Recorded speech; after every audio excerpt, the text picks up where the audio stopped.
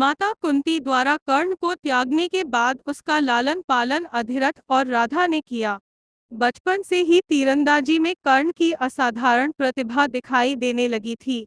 बड़े होने पर वह परशुराम जी से सभी अस्त्र शस्त्रों और दिव्यास्त्रों में निपुण होने के लिए प्रशिक्षण लेना चाहता था, किंतु परशुराम केवल ब्राह्मण पुत्रों को ही अपने शिष्य के रूप में स्वीकार करते थे। इसलिए उसने एक ब्राह्मण का वेश धारण किया और परशुराम जी के आश्रम की ओर चल पड़ा। वह जानता था कि अस्त्र शस्त्र के साथ अपने कौशल में सुधार के लिए उसे परशुराम से प्रशिक्षण लेना ही होगा। परशुराम जी कर्ण की धनुर्विद्या की प्रतिभा से प्रभावित हो गए और उन्होंने कर्ण को आसानी से अपने शिष्य के रूप में स्वीकार कर लिया। कई महीनों तक कर्ण परशुराम जी से विभिन्न युद्ध कलाएं सीखता रहा। एक दिन परशुराम एक बड़े बरगद के पेड़ के नीचे कर्ण की गोद में अपना सिर रखकर सो रहे थे। तभी अचानक एक बड़े कीड़े ने उसकी जांघ को काटना शुरू कर दिया, लेकिन कर्ण बिना हिले चुपचाप दर्द को सहते हुए बैठा रहा। वह जानता था कि अगर वह जरा सा भी हिला तो उसके गुरु जाग जाएंगे।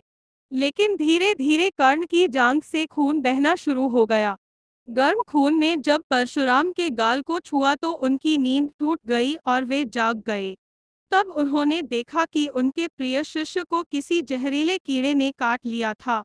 परशुराम कर्ण की सहनशक्ति देखकर चकित हो गए। उन्होंने कहा, सच सच बताओ कि तुम कौन हो, क्योंकि एक ब्राह्मण बहुत अधिक शारीरिक पीड़ा को सहन नहीं कर सकता है। एक सच्चा क्षत्रिय ही ऐसे दर्द को सहन करने की शक्ति रखता है। कर्ण अपने गुरु से अब और अधिक झूठ नहीं बोल सकता था।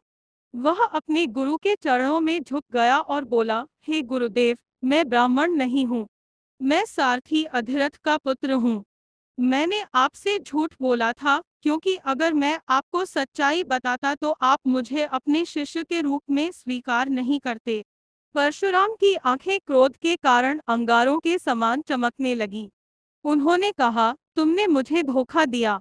मैं तुम्हें शाप देता हूँ कि जिस समय तुम्हें मेरी सिखाई विद्या की सबसे ज्यादा जरूरत होगी, तुम मेरी सिखाई विद्या को भूल जाओगे।